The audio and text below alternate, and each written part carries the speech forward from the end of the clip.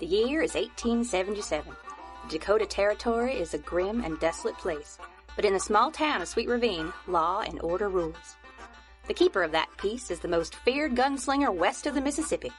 Hold on to those 10-gallon hats as we present the adventures of Sheriff Rawhide Laww. Those who do not learn history are doomed to repeat it.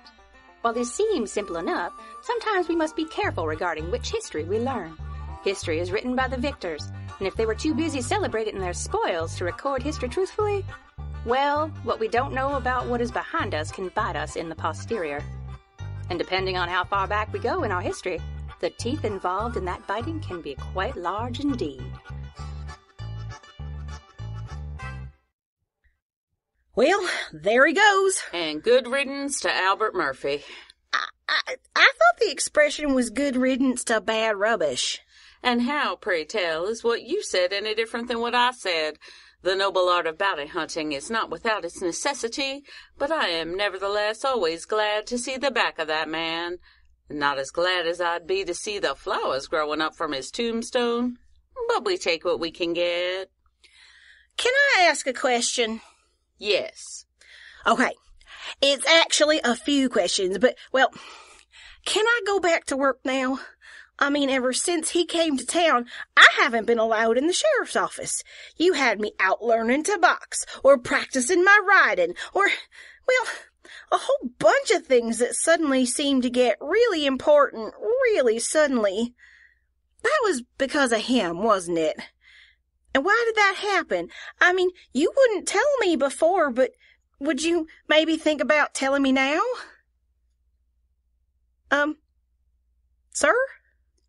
For the record, I said you could ask a question.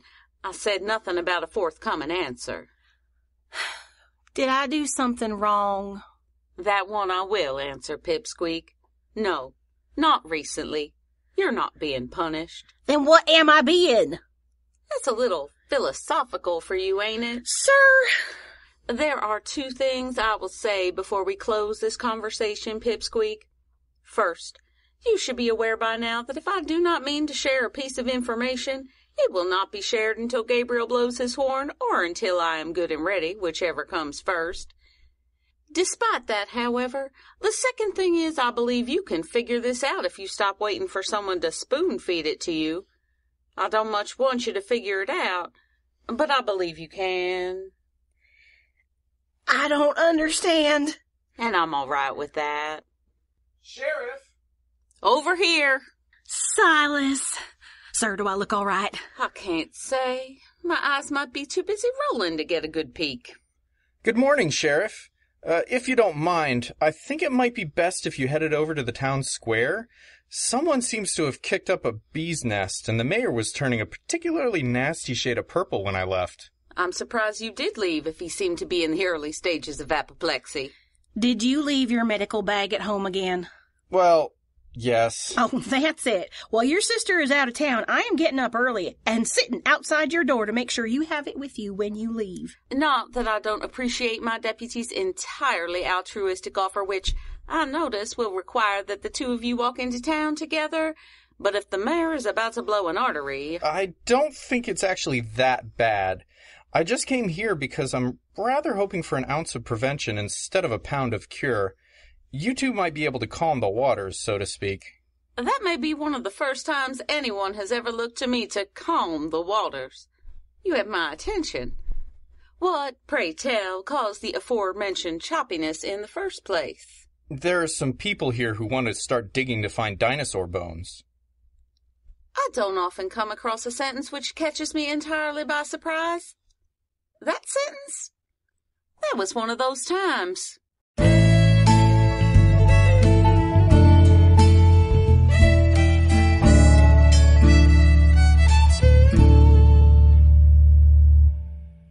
Let me say it again slowly. I was here first. And I started digging first. Only because I had the courtesy to let the mayor know I had arrived and what was going on. In the pursuit of science, courtesy is a nicety we can ill afford. Now hold on for just a moment. You said yourself no one owns that plot of land. I don't see what the concern is. Well, it is not privately owned, I'll grant you. I'll have to check the town charter, but it may be owned by Sweet Ravine itself. You see?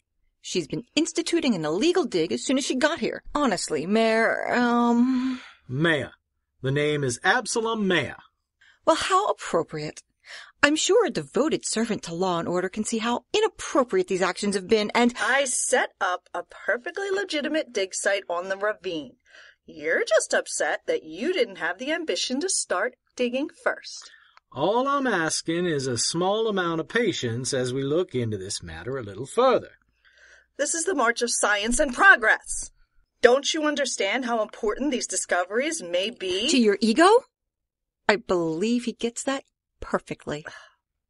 Good morning, Mr. Mayor. I understand the town has been visited by some distinguished scientists here. Sheriff, I cannot recall ever having been more happy to see you. A female sheriff? What a keen observation. You really must be a scientist. Allow me to introduce Miss Ava Callahan How do you do? and Mrs. Cordelia White.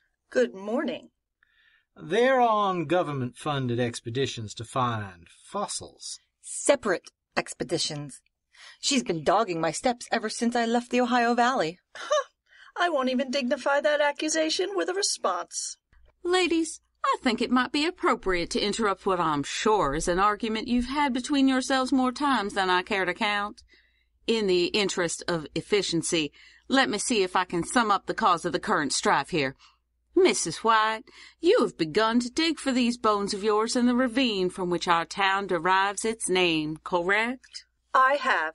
And, Miss Callahan, you would like to commence your digging in the same place. Do I understand the situation correctly? The ravine has exposed layers of soil going back as far I'm taking that as a yes, since I probably won't follow much else you say. So we'll make this very simple. Mrs. White, you will do your digging on the north side of the ravine, and Miss Callahan, you can dig on the south side. Everybody gets what they want. Unacceptable. Very well, then. If you would prefer, Miss Callahan will dig on the north and the south side of the ravine, and you can catch the next stagecoach to wherever you like that is far away from me. Is that the option which would better suit you? Bearing in mind that I'm not planning to offer additional options. You... Please, Mrs. White, take some advice from a veteran in these matters. Do not attempt to use any variation of the phrase, "you can't." It will not end the way you think it will.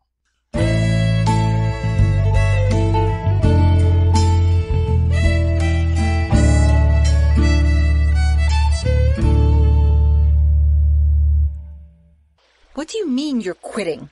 Miss Callahan, you hired me to help with the job. It's not an enjoyable job by any stretch, but the pay was fair for the task I was assigned to.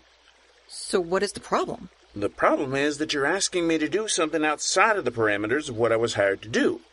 I'll dig where you tell me to dig, no problem. I'll carry those big rocks you assure me are bones up from the dig site to the camp. I will even spend the night away from my wife to guard over that camp and make sure no one steals those heavy rocks, as unlikely as that seems to be. What I will not do is set one single step over to the other side of the stream where Mrs. White and her crew have set up. Do you realize how rare it is to find a specimen this complete? We've unearthed over 50 bones so far, and it looks like most of the rest are just a few feet into the clay. So I should work on pulling them out for you? All right, let me get to that. I need the head, Mr. Laww. Well, then you'd better find it. And I told you already. I thought I saw it. Cordelia walked right past that little piece because she wasn't looking for a jawbone. She's obviously not interested, and it will only take a minute to dislodge that bone from the cliff and bring it over here. It will take a great deal more than a minute because I'm not doing it at all. I beg your pardon, ma'am, but I couldn't help but overhear. Why, hello, Barnabas. I see my wife still hasn't thrown you back in jail? You bet, Mr. the Sheriff. She said we wasn't worth the cost of the rope for the hanging, and the bread and water was too good for us. Hush up, Cletus. I miss that bread. It was really good. I said hush up. But Brother Barnabas... And don't call me Brother Barnabas. Some things don't change in this world. Now I'm confused. What my brother and I are trying to say is that we were sorry to hear about your predicament. It's a real shame about that jawbone you mentioned. Mrs. White hadn't gone and hired us to help out on her side of the dig. Why, it'd only be gentlemanly to help a young woman out in such a predicament. That's us. We're gentlemen, all right. Goodness, where on earth could this conversation be leading? Of course. Mrs. White is all the way up at the camp looking at the bones we brung in this afternoon. Like you say, wouldn't take but a minute to go and pull that out for you. That would be extremely kind of you. Of course. There is the unspoken loyalty to our employer we have to consider. I mean, technically the jawbone is on her side of the stream, and how about if I were your employer? Well, we're not really looking to quit on Mrs. White. That seems a heartless thing to do to a poor widow. Brother Barnabas, that wasn't the word you called her this morning. Hush up, Cletus. I've no idea what you're talking about. Don't you remember? When she hollered at you and said you was the laziest, shiftiest, stupidest piece Nobody wants to hear that story just now, Cletus. I was intrigued. Ain't nobody talking to you, Caleb. But, Brother Barnabas, you just did. You used his name and everything. How many times do I have to tell you not to call me Brother Barnabas? Let's see here. 22 years old now. Boys, let's not quibble over details. I am prepared to hire you on a short-term basis. Miss Callahan, you don't want to go down this road. Didn't you quit already? As much as your wife might want to pretend otherwise, there is no law about which side I dig on. I want that jawbone.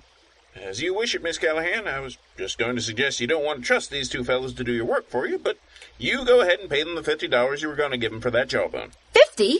Oh, that wasn't what you were going to pay? Seems like a fair price to me. Wouldn't do it for anything less. But Barnabas, you said you figured she'd go as high as $20. I'll let you folks work out the details.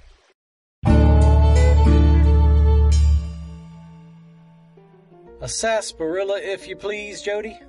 Certainly, Mr. Mayor, but I seem to recall you saying to me once that you were not a fan of sarsaparilla. I despise the stuff. However, I don't want hot coffee, and as you know, there is a prohibition against beer or spirits in my household. I suppose technically I'm not in my household at the moment, but... Your solidarity to your wife is appreciated, even if it is in opposition to my financial interests. If you promise not to share this precedent with the temperance movement, I will see about increasing the amount of offerings without alcohol which I provide in my establishment. Forgive the intrusion, Jody, but have you thought about iced tea? I have not, Dr. Malone.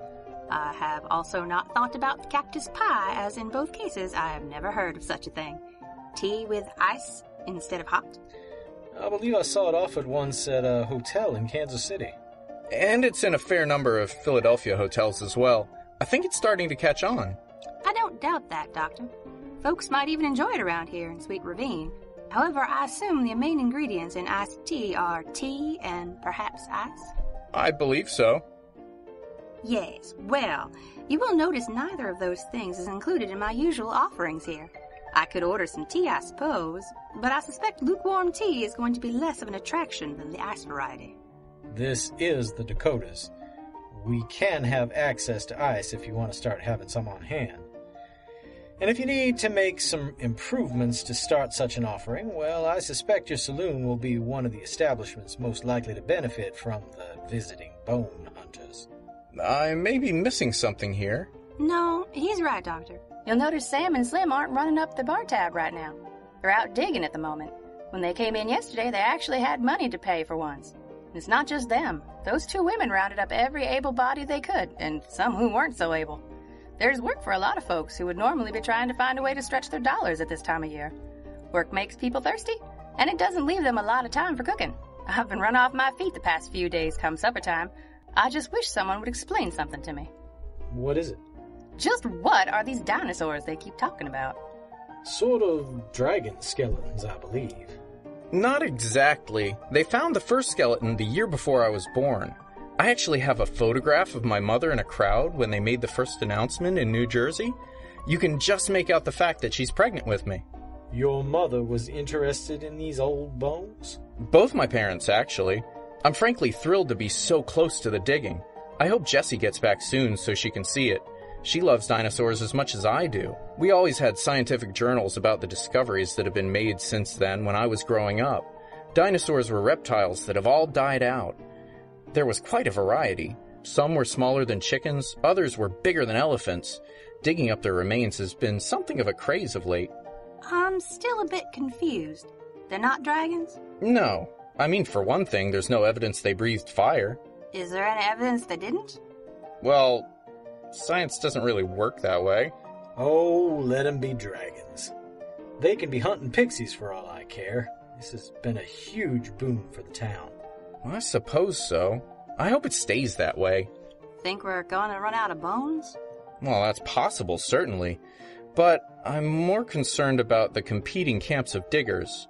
There are a couple of gentlemen, Cope and Marsh, who've been digging in Wyoming and Colorado. They found an amazing number of bones and identified all sorts of new species, but I dare say they've gotten a bit carried away. Carried away how? Well, they've been competing with each other for years, much as I gather Mrs. White and Miss Callahan have. That's gotten out of hand, from what I've read. Stealing the bones from each other, sabotaging the dig sites. I even heard if they weren't able to collect all the bones from a location, they would regularly blow up a site rather than risk letting their competitor collect anything from it. Blow up? Does science work that way? I'm sure that's an isolated case, though. Oh, I'm sure. Sorry if I'm worried over nothing. There's probably nothing at all to be concerned about.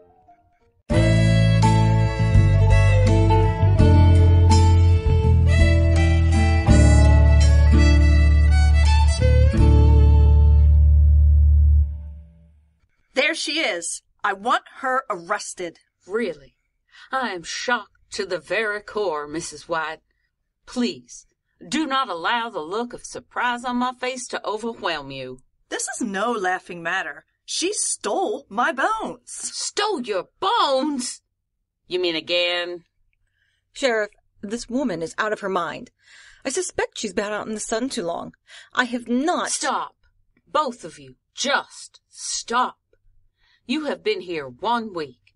It feels a lot longer, I grant you, but trust me on this one. It has been 1 week as of today.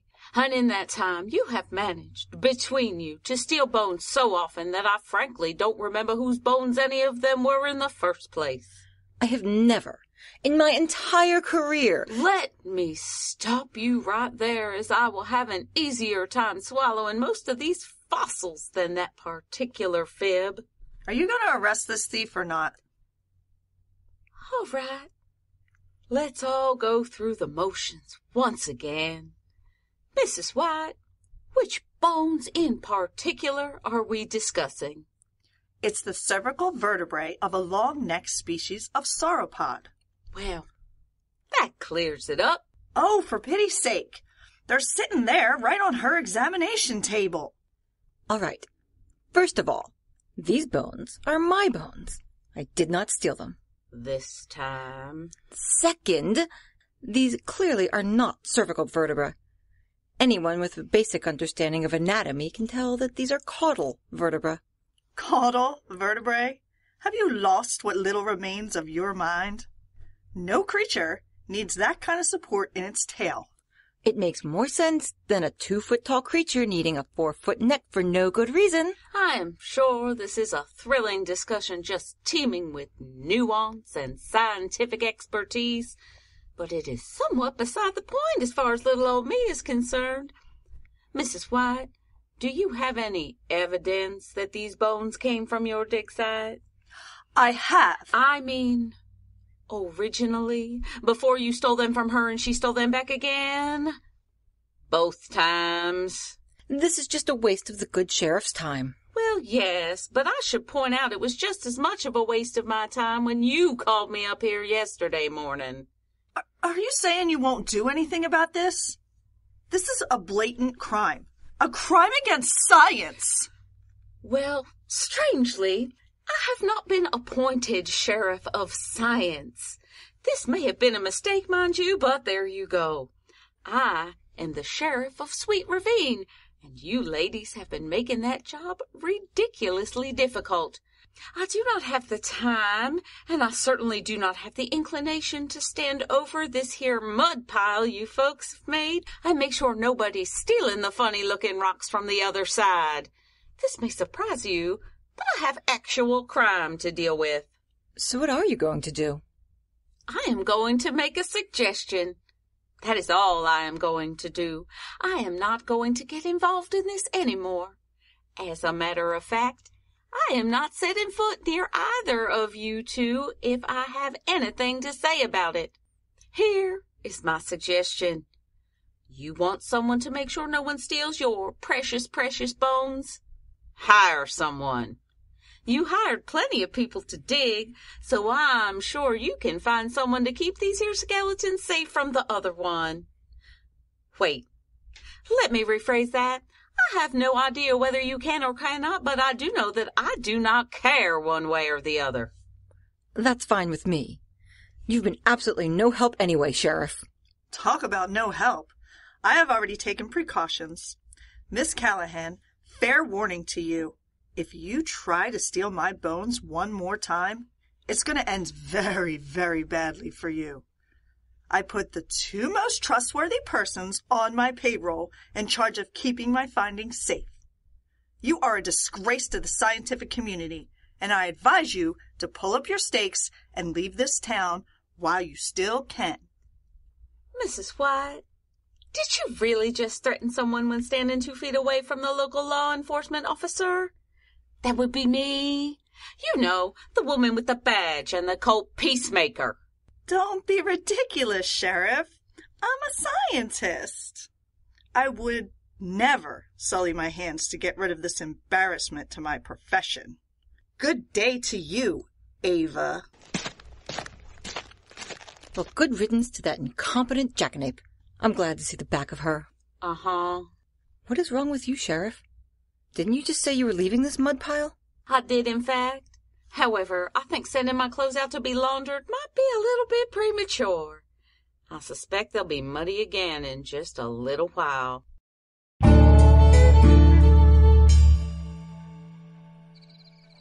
All right, Cletus. Doesn't look like there's anyone around. Nope, Brother Barnabas, not a soul. Will you be quiet? Sure, Brother Barnabas. Don't call me Brother Barnabas. Someone might hear you. Right. Who? What? You just said there weren't nobody here. Well, yeah, but, well, let's just get this over with. You brought the dynamite? I sure did. Good. Now, go set it over there by the other dynamite. Sure thing. Oh, wait. Why did we bring dynamite if there was dynamite already here? We are going to make it look like that dynamite exploded by accident. That seems like a mean thing to do to the woman we're working for. We ain't working for her, you idiot. But she gave us that money for the big rock thingy. That was a one-time transaction. We ain't working for her. Oh, that's right. We're working for the other lady. Let's get one thing straight, Cletus. We're working for ourselves. We are? Thunderation! I'm going to give myself a pay rise. You numbskull, you can't give yourself a pay rise. I can't. Oh, golly, I didn't know I was so cheap. Why do you have to make everything so complicated? Look, we're just going to take this here dynamite and blow up that other dynamite, so this whole camp is all blown to kingdom come. Now, since Mrs. White is back at the saloon and everybody saw her, they'll all think it was an accident. But you know, we'll know, we done it on purpose. And then she'll give us money. Right, Brother Barnabas? Of course she will. And don't call me Brother Barnabas. Now, you got that dynamite set up yet? Indulge my curiosity, boys. In this particularly elaborate plan, well, for you two anyway, did one of you think to bring matches? Oh, sure, Sheriff. You need some? I didn't know you smoked. Cletus, you idiot! Don't offer the sheriff a match. Run for it! You can run for it. Over the years, we have established something of a pattern. I show up, you run away, one or the other of you gets shot, and the natural order is restored. However, in this particular case, might we forego tradition and Try something new? What are you talking about? It's an unusual suggestion, I grant you, but how about you just come with me to the jail cell? We will skip the part where you get shot and end up bleeding. I like this plan better, Brother Barnabas. Let me save you a lungful of air, Barnabas. Cletus, don't call him Brother Barnabas. Oh, I'm sorry. Does that bother you, Brother Barnabas? Well, I tried. How did you know we'd be here? Funny thing, Nat. Do you remember leaving Jody's saloon at a reasonable hour when you weren't so drunk that you were falling down? Yes. That is what we in the law enforcement profession call a clue. I just have one question. What took the two of you so long at the other camp? Well, Mrs. White told me she left us half our payment in an old tin box down by the ravine. So I went to fetch it while Cletus got the dynamite. Yeah, it took me forever to set up. Set what up, you fool?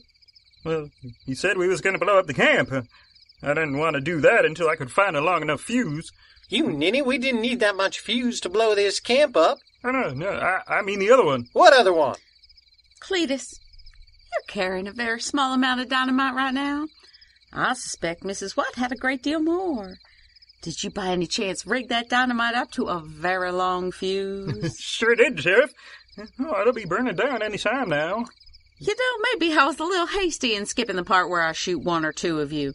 Gentlemen, please start running, because I suspect the boom that is on its way is going to be impressive. Cletus, you idiot! I'm sorry, Brother Barnabas. Don't call me!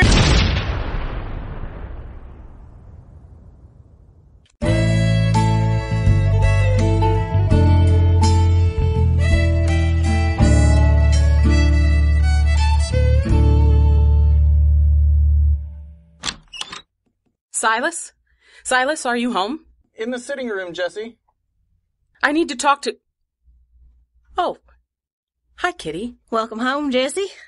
Kitty and I were just having a spot of tea. It's not too bad once you put enough sugar in it.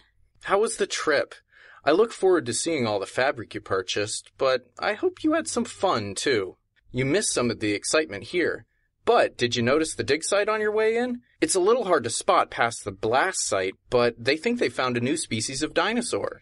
Right here in Sweet Ravine. Can you imagine? Dig site? What are you talking about? You didn't notice the giant hole in the ground out by the ravine? No, I guess I had a lot on my mind. Jesse, are you all right? You look a little spooked. Kitty, I saw something in the city. This wasn't the only one. There were a bunch of them, all over the place. What's going on? What did you see? This. I don't understand. Is that a wanted poster? It's a wanted poster, Kitty. It's a wanted poster of you. Dead or alive. Those who do not learn from history are doomed to repeat it. Even in the small town of Sweet Ravine, history has a way of coming back to bite you. What can Alex do to keep her deputy from getting a bite mark she might never recover from? Tune in next time and find out. You've been listening to The Adventures of Rawhide Laww, Episode 10, produced by Seat of Our Pants Players, written and directed by Dan Wenzel. Alex was Jill Wenzel. Kitty was Brianna Kuby. Silas was Aaron Manka-White. The mayor was Rick Tennant. Miss Callahan was Andy Gastonguay. Mrs. White was Dana Bonner Andreessen. Caleb was Dan Wenzel. Jody was Liz Music. Barnabas was Andrew Dell. Cletus was Adam Gastonguay. And Jessie was Rebecca Scheimer. Music and sound effects by www.freesfx.co.uk. Cowboy Sting and Fig Leaf ×2 by Kevin MacLeod at incompetech.com. Licensed under Creative Commons by Attribution 3.0. Thanks for listening, partners. We'll see you next time.